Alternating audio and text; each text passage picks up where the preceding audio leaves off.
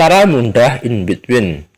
Salah satu cara in between agar dapat menjaga volume karakter adalah seperti teknik di samping. Walaupun tidak direkomendasikan untuk animasi klasik, cara ini cukup praktis dan efisien walaupun pengerjaan animasi tanpa packbar maupun pada kertas animasi yang tidak berforma sekalipun, hanya mengandalkan pada ukuran kertas. Perhatikan agar ukuran kertas dengan size yang sama, A3, A4, dan sebagainya. Caranya kita tumbuk satukan gambar A1 dan A6 menjadi satu level secara tindih. Sebagai gambar sisipan dibuat untuk menjembatani gambar-gambar key di pos titik tertentu ke titik lainnya, hingga terbentuk gerakan animasi yang mulus, berirama, dan penuh dinamika. Visual teknik membuat in between. Mengisi theme sheet atau drop sheet atau exit keterangan. Tanda minus pada kolom A adalah kode in between yang menjadi tugas animator in between untuk mengisinya.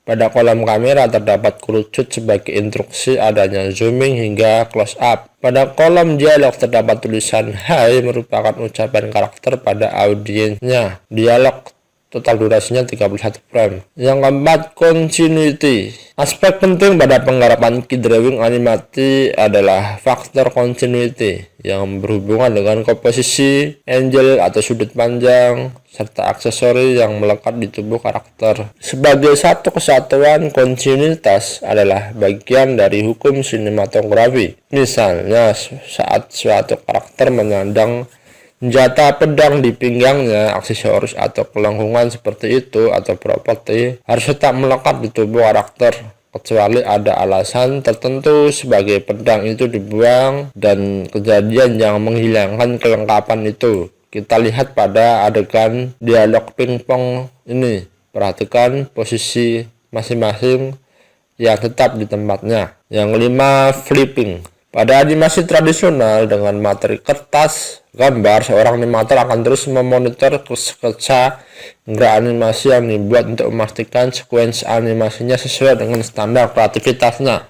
Caranya dengan flipping setiap kali menggoreskan pensil pada lembar kertas animasi, atau dengan cara seperti di samping sebagai cara untuk monitor gerak animasi frame-nya. Yang keenam, animasi terbatas atau limit animation. Animasi terbatas yaitu animasi yang membatasi gerakan animasinya hanya pada bagian-bagian tertentu. Misalnya terbatas pada gerakan lengan, kepala menengok, mata berkedip. Sedang bagian lain seperti statis tanpa gerak atau diam.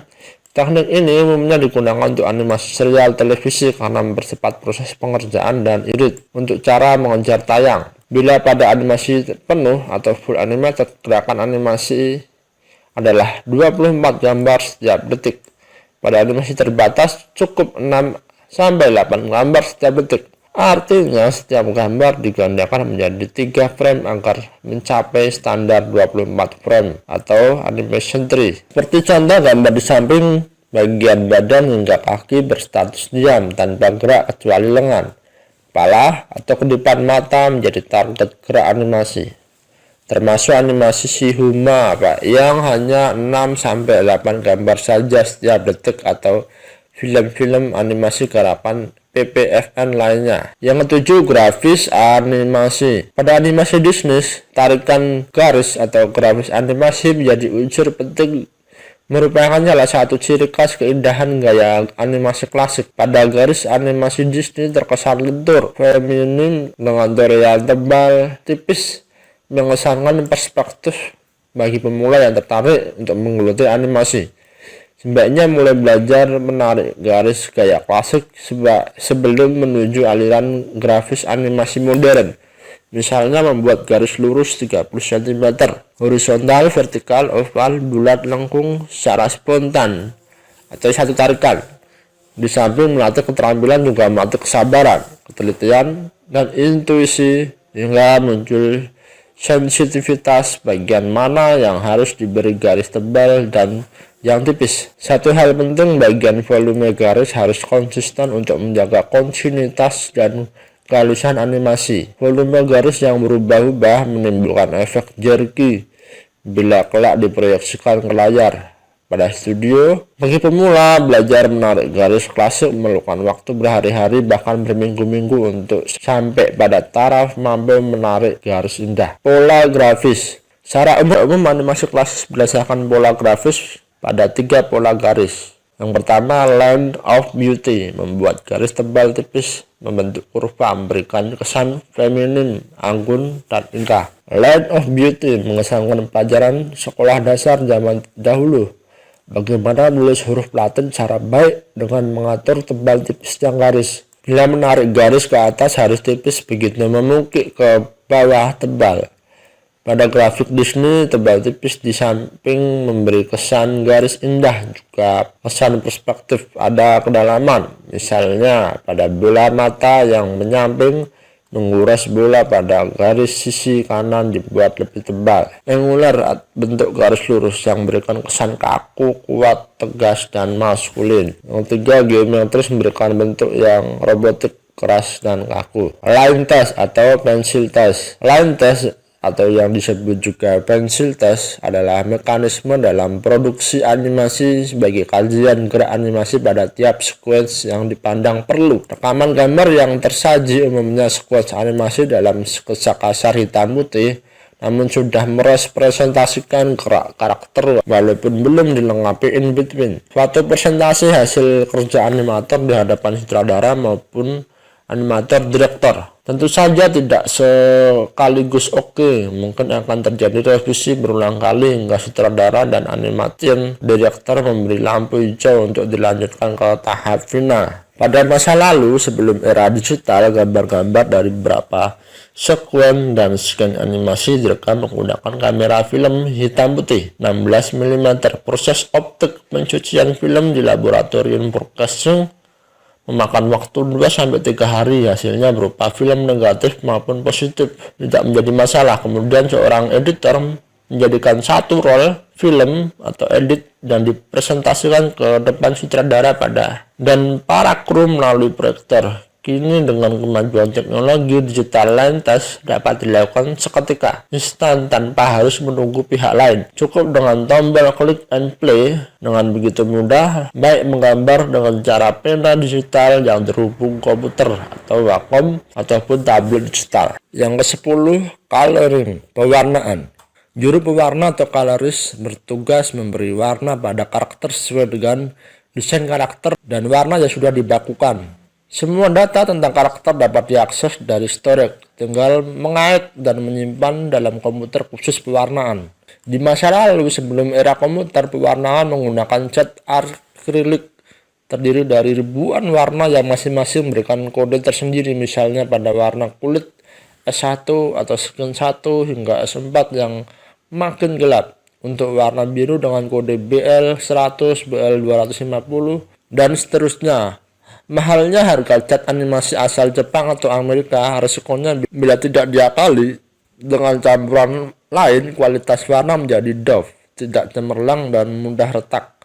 Bahkan pada sel plastik mending atau selulite memanfaatkan jenis plastik pralon, walau mutunya jauh dari standar aslinya. Bila cat asli tetap bening, walaupun ditumbuk 4 lapis, pada plastik pralon hanya mampu 2 lapis. Dan lebih dari itu akan terlihat buram, kotor, baret, atau stres, kebiruan, dan gelap. Di masa PPFM tahun 50-an lebih parah lagi. Konon pewarnaan menggunakan daun mahoni untuk warna merah dan kunyit untuk warna kuning. Semuanya diambil dari bahan-bahan herbal, entah apa pengganti seluloid, karena zaman itu bahan plastik tidak mungkin didapat. Kini di era digital, panduan warna sesuai kriteria dan standar teknis RGB, red, green, blue, 3 unsur warna dasar detail yang membentuk warna putih sebagai warna pelangi, sebagai elemen cahaya matahari. Pewarnaan jadi mudah. Tinggal arahkan kursor, coret pada RGB color, kode cat, atau pada swatch color Photoshop. Lalu muncul warna yang kita inginkan, tinggal fill. Tidak ada lagi yang mengaduk cat dengan risiko belepotan, mengotori meja dan baju dan menggunakan kaos tangan dan celemek penutup rambut untuk menangkis cipratan cat. Hasil pewarnaan disimpan di storage server sebagai pusat gudang data kolaborasi kelompok kerja atau workgroup.